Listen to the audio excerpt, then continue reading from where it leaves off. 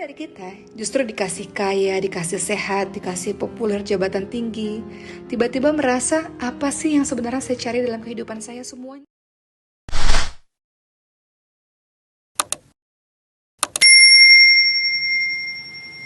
Sahabat yang dimuliakan oleh Allah Subhanahu wa taala, jemputlah hidayah Allah. Sampai kapan kau hidup seperti ini? Hidup jauh daripada Allah Subhanahu wa taala. Apa yang kau dapat? Kebahagiaan? Jujurlah pada dirimu sendiri. Apakah kebahagiaan yang betul-betul bahagia atau kebahagiaan yang semu? Maka berubahlah. Jemputlah hidayah. Dan seseorang bisa berubah sebenarnya, bisa lebih dekat kepada Allah karena 4 hal. Pertama, karena dia memang belajar dan menuntut ilmu. Kedua, karena ada kisah sedih dalam hidupnya. Ketiga, justru karena ada kisah bahagia dalam hidupnya. Dan keempat, karena pergaulan. Mari kita bahas satu persatu mengenai hal ini. Seseorang bisa berubah pertama karena menuntut ilmu. Kita lihat dalam kisahnya Salman Al-Farisi radhiyallahu anhu. Siapakah Salman Al-Farisi, sahabat sekalian? Salman Al-Farisi dahulunya adalah seorang majusi penyembah api. Ayahnya sendiri adalah tokoh masyarakat di Isfahan, Persia. Salman Al-Farisi begitu bersemangat untuk mencari ilmu, mencari kebenaran. Ia pun bertanya pada gerejawan dan bertanya, dari mana asal-usul agama ini? Lalu para gerejawan itu pun menjawab, dari Syam. Kalau kita membahas Syam, berarti kawasan sekarang adalah Suriah, Palestina, dan Jordania. Lalu pergilah Salman Al-Farisi berkelana ke berbagai macam tempat. Beliau pergi ke Syam, beliau pergi ke Irak, Aljazair, hingga ke Amuria, sebuah kota di Romawi. Sehingga beliau bertemu dengan seorang pendeta pada suatu ketika, dan pendeta itu berpesan kepada Salman Al-Farisi, telah hampir tiba waktu munculnya seorang nabi. Dia diutus dengan membawa ajaran Nabi Ibrahim alaihissalam. Nabi itu akan keluar diusir dari satu tempat di Arab, kemudian berhijrah menuju ke daerah lainnya. Ciri-cirinya, Nabi tersebut menerima hadiah, tapi tidak mau menerima sedekah. Dan di antara kedua bahu Nabi tersebut terdapat tanda-tanda kenabian. Dan singkat cerita, Salman Al-Farisi terus berkelana hingga bertemulah dengan Rasulullah SAW dan masuk agama Islam. Sehingga dengan menuntut ilmu yang penuh perjuangan, Salman Al-Farisi pun mendapat cahaya kebenaran tersebut. Teringat perkataan Imam Syafi'i rahimahullah, sahabat sekalian. Beliau berkata, aku melihat air menjadi rusak karena diam tertahan. Jika mengalir menjadi jernih, dan jika tidak akan keruh menggenang. Imam Syafi'i pun berkata pula, teman-teman sekalian, merantaulah. Orang berilmu dan beradab tidak diam beristirahat di kampung halaman. Tinggalkan negerimu dan hidup asing di negeri orang. Merantaulah, dan engkau akan mendapatkan pengganti dari orang-orang yang engkau tinggalkan. Berlelah-lelahlah, manisnya hidup terasa setelah lelah berjuang. Kalau membicarakan Imam Syafi'i, kita ingat kisah beliau. Beliau berasal dari Gaza, kemudian beliau bersama ibunya berhijrah menuju ke Mekah. Beliau belajar dengan para ulama yang ada di Mekah. Sehingga pada akhirnya Mufti Mekah pada waktu itu memberikan wewenang kepadanya untuk mengeluarkan fatwa di usianya yang sangat muda. Sahabat sekalian, fafirru ilallah, berlarilah menuju kepada Allah Subhanahu wa taala. Berlari yang seperti apa? Berlari menuju kepada Allah seperti kalau kita berlari dikejar singa. Berlari kencang tanpa memperdulikan rasa sakit yang mungkin dirasa oleh raga atau terpedaya oleh bujuk rayu dunia. Kalau kita berbicara mengenai berlari menuju kepada Allah, maka kita simak perkataan dari Ibnu Qayyim rahimahullah. Beliau berkata, berlari menuju kepada Allah itu maknanya yang pertama, berlari dari kejahilan, dari kebodohan menuju kepada ilmu. Sekarang banyak teman-teman sekalian pengajian di mana-mana, di internet.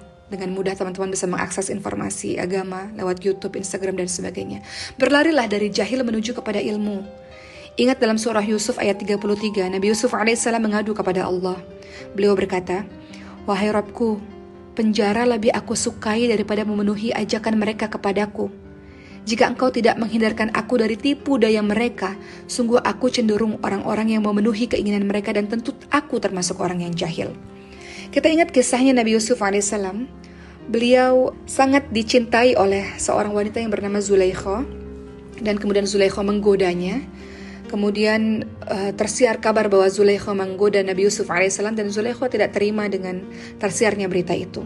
Sampai kemudian Zulaikha memanggil seluruh wanita-wanita Mesir untuk memandang Nabi Yusuf alaihissalam, dan semua wanita Mesir itu pun jatuh cinta kepada Nabi Yusuf alaihissalam.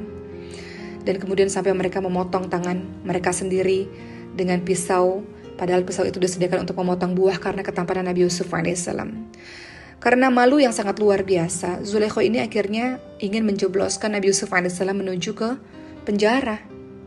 Malu karena sudah tersiar kabar bahwa Zulaikha jatuh cinta kepada Nabi Yusuf alaihissalam. Dan Nabi Yusuf alaihissalam lebih memilih untuk menuju ke penjara daripada harus mengikuti ajakan orang-orang seperti itu.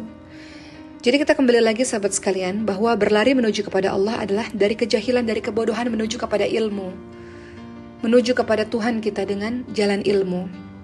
Dan kita gak mau termasuk orang-orang yang jahil, sebagaimana Nabi Yusuf alaihissalam berdoa gak mau termasuk menjadi orang-orang yang jahil.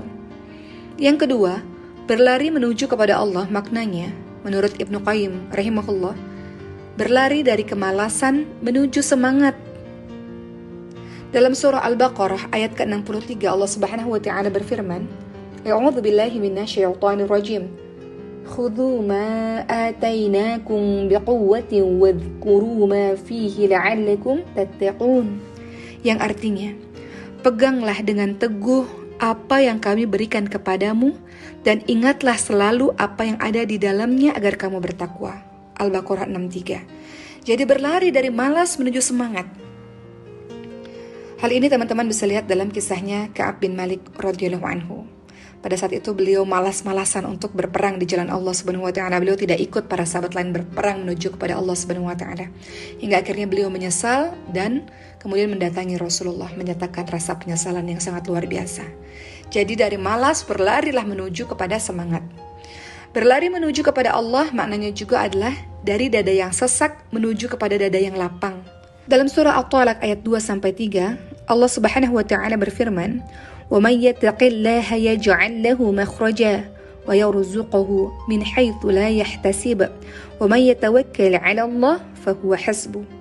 Yang artinya, barang siapa yang bertakwa kepada Allah, niscaya Allah akan mengadakan jalan keluar dari semua persoalan baginya dan memberikan rizki dari arah yang tidak disangka-sangka. Barang siapa yang bertawakal kepada Allah, niscaya Allah akan mencukupkan semua keperluannya. Dan dalam sebuah hadis qudsi yang diriwayatkan oleh Imam Muslim, sahabat sekalian, di situ terlihat bahwa Allah Subhanahu wa taala berfirman, Aku ada pada prasangka hambaku kepadaku, maka aku bersamanya jika dia berdoa kepadaku. Berikutnya, seseorang bisa berubah karena kisah sedih, kisah ujian-ujian yang luar biasa yang membuat kita down, kita terjatuh, kita terpuruk, bisa buat kita berubah kepada Allah, bisa buat kita lebih dekat kepada Allah. Hal ini terjadi pada kisahnya Bilal bin Rabah radhiyallahu anhu. Bilal dibesarkan di Mekah sebagai seorang budak. Kemudian saat ayahnya meninggal, Bilal diberikan kepada seorang tokoh penting kaum kafir namanya Umayyah bin Khalaf. Kemudian Bilal merasakan penganiayaan orang-orang musyrik yang lebih berat dari siapapun, berbagai macam kekerasan, siksaan, kekejaman mendera tubuh Bilal. Pada akhirnya dengan kesedihan yang luar biasa, Bilal semakin dekat kepada Allah Subhanahu wa taala. Begitu pula dengan kita. Kadang kita ditimpa ujian ekonomi, atau ditimpa ada keluarga yang sakit, atau keluarga yang meninggal dunia. Justru itu yang membuat kita lebih dekat kepada Allah Subhanahu wa taala. Justru hidayah Allah kita bisa raih ketika kita sedang bersedih. Kita tahu bahwa Allah tidak pernah tinggalkan kita. Kita tahu ada Allah yang setia kepada kita. Maka kita pun kembali kepada Allah justru karena ujian kehidupan yang sedih terjadi pada diri kita. Berikutnya, kita bisa berubah, bisa menjemput hidayah Allah justru ketika kita dalam keadaan yang bahagia. Nabi Sulaiman alaihissalam, teman-teman sekalian, diberi kekuasaan yang luar biasa, kekayaan yang luar biasa. Perhatikan surah An-Naml ayat 40, Allah Subhanahu wa taala berfirman, Nabi Sulaiman berkata dalam surah tersebut, A'udzu billahi minasyaitonir rajim. Hadza min fadli rabbi liyabluwani aashkuru am akfur. Yang artinya, ini termasuk karunia Tuhanku untuk mengujiku. Apakah aku bersyukur atau mengingkari nikmatnya Allah Subhanahu wa taala?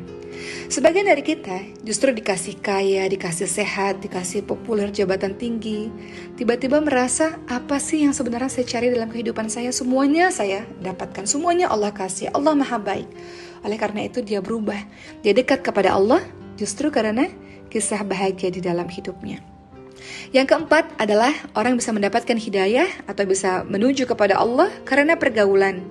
Contoh, lewat tangan Abu Bakar As-Siddiq radhiyallahu anhu, betapa banyak sahabat Rasul yang masuk Islam. Siapa saja mereka? Ada Uthman bin Affan radhiyallahu anhu, Zubair bin Awam, ada Sa'ad bin Abi Waqqas, Talha bin Ubaidillah, Abu Ubaidah bin Jarrah, Abdurrahman bin Auf, kemudian ada Ammar bin Yasir, dan masih banyak lagi. Jadi ternyata pergaulan membawa pengaruh yang luar biasa dalam kehidupan kita. Salah satunya membawa kita menuju dekat kepada Allah Subhanahu wa taala atau justru sebaliknya. Teringat akan hadis yang disampaikan Rasulullah SAW mengenai orang-orang yang berteman dengan penjual minyak wangi dan pandai besi. Kata Rasul, siapa yang berteman dengan penjual minyak wangi kecipratan wanginya. Siapa yang berteman dengan pandai besi akan kecipratan baunya atau apinya. Jadi sedemikian besarnya pengaruh dari seorang teman, teman-teman sekalian. Oleh karena itu, pada kesempatan kali ini saya mengajak pada diri saya dan teman-teman semua, yuk kita jemput hidayah Allah Subhanahu wa taala. Allah Subhanahu wa taala memberikan sinyal, memberikan hidayah kepada kita dengan berbagai macam cara. Bisa dengan Allah bagi kita semangat menuntut ilmu, bisa dengan Allah kasih ujian kesedihan, atau justru Allah kasih ujian kebahagiaan, atau justru Allah berikan teman-teman yang baik pada diri kita. Raih hidayah itu, jemput hidayah itu. Allah sudah berikan, namun seringkali kita mengabaikan hidayah itu. Mudah-mudahan kita semua, keluarga kita diberikan hidayah oleh Allah dan istiqamah dalam keimanan Islam ini, insya Allah.